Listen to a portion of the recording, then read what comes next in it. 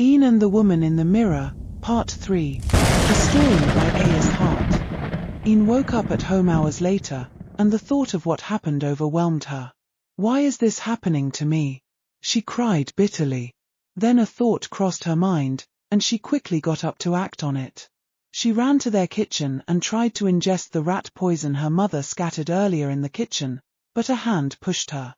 Ian was so startled that she ran to her room and locked the door. Just then, her eyes flashed in her mirror.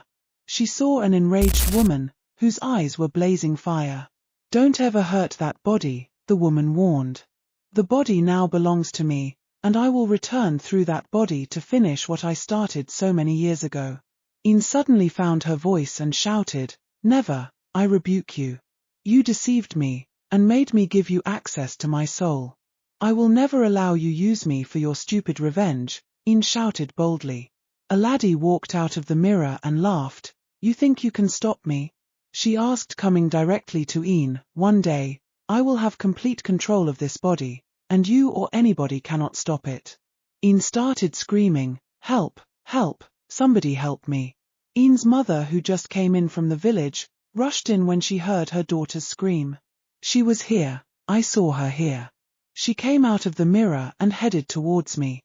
Ian was shouting and holding her mother in fear. Her mother, who was crying, while petting Ian, said softly, "It's okay, we will find a solution to this problem. Prepare, we are going to see Pastor Jibu. I booked a deliverance session in church for you." Ian was suddenly relieved. "Really?" she asked with a trace of hope in her voice. She got up and cleaned her face. Few hours later, they arrived at Hope in God Ministries. Everywhere was filled to the brim. There were so many sick people, who all came to receive healing. After the general prayer session, Pastor Jibu, who was the pastor in charge, asked Ian to stay back. "You are going to spend 3 nights in God's house, to rid you of this bad spirit that has been tormenting you." Ian's mother insisted on staying back with her only child. "After all, I have no one else at home," she said with a teary voice. "No, madam, Ian will be well taken care of. My prayer ministers are on ground to assist, so you can go home and get enough rest. On Sunday, you can come and take Ian home after service." Ian's mother left, but insisted on coming every day to check up on her. On the first night of the deliverance, Pastor Jibu asked Ian to strip and lie down in a bathtub. Ian thought it was weird, but had to obey since she was desperate to be free. Pastor Jibu, who had earlier asked his prayer ministers to leave, walked in alone on Ian naked. Ian was in a room that was lit with only candles, and she did not see him on time.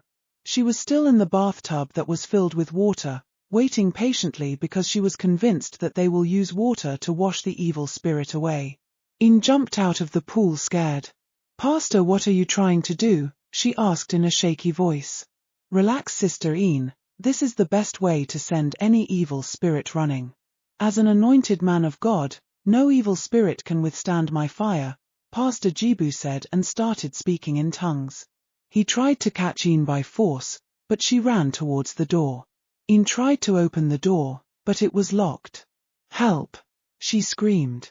"No one can hear you, this room is soundproof." "My deliverance room is soundproof," he repeated, "so you better calm down and receive your healing." He smirked. "Over my dead body, I will never allow it," Ian said, and started crying. Pastor Jibu was able to get hold of Ian, but instead of overpowering her, he found himself being lifted up from the ground. A laddie had taken over Ian and was lifting Jibu from the ground. She held his throat until he passed out. Immediately she dropped him on the ground. Ian regained herself and started crying. She thought she had killed Pastor Jibu. She took her clothes and ran off. The next day, her mother came to check up on her. She met a prayer minister who told her that Ian was still in a prayer session with Pastor Jibu. Ian's mother waited the whole day, but she couldn't still see her daughter. She went home feeling really worried. But she was scared to her bones when she opened her sitting room and saw Ian lying down on the couch sleeping. "Ian, what are you doing here? When did you get back?" Ian hugged her mother, crying. "Mom, he tried to molest me." "Who tried to molest you?" her mother asked angrily. "Pastor Jibu." Ian's reply shocked her mother so much She would have doubted her, but she knows her child. For her to be in so much shock means she must have escaped something sinister. How could he? I will go and expose that evil man, she shouted angrily. The next day, Ian's mother went straight to see Pastor Jibu, but was shocked to hear that he was hospitalized due to attack on his life by Ian.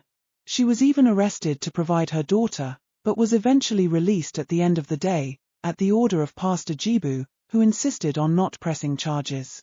Ian, who was scared of leaving the house, kept calling her mother on the phone, but she never picked. What did you do to our pastor? Ian's mother asked angrily once she stepped into their home. I did nothing wrong to him, he tried to violate me, I swear. Lies, just lies, her mother shouted again. You were not this evil, Ian, what happened to you? You cannot attack a man of God and claim he tried to violate you, that is barbaric, Ian's mother shouted. He was still gracious enough not to press charges, because he understood that you were sick and needed help. Ian cried herself to sleep, and wished she could just die. She woke up in the middle of the night, crying and holding a knife while facing her mirror. Come out now, or I will stab myself, she commanded. You are a coward, I know you cannot harm that body. Always remember you are in agreement this with me because you are a brat, who does not take the words of her parents seriously. Remember too that I have equal access to this body just like you do. So do not provoke me into pushing you out completely. Ian was hearing these words right behind her, without see who was saying them. The next day, Pastor Jibu, who was thinking Ian was telling everyone his attempt to violate her, told his entire congregation that Ian was controlled by a very powerful evil spirit, and that she almost killed him while trying to deliver her. He even went further to warn parents to keep their children away from Ian and their family. This affected Ian and her mother so badly, as everyone even stopped buying things from Ian's mother. However, one fateful evening, Ian, who was hurting badly because of how they were treated, invoked the woman in the mirror, and made a very dangerous deal with her. Kill Pastor Jibu for me and do with my body as you wish. This was what Ian told Aladi, the woman in the mirror. 2 days later, Pastor Jibu was found dead with his heart and part of his head missing. And Ian was nowhere to be found.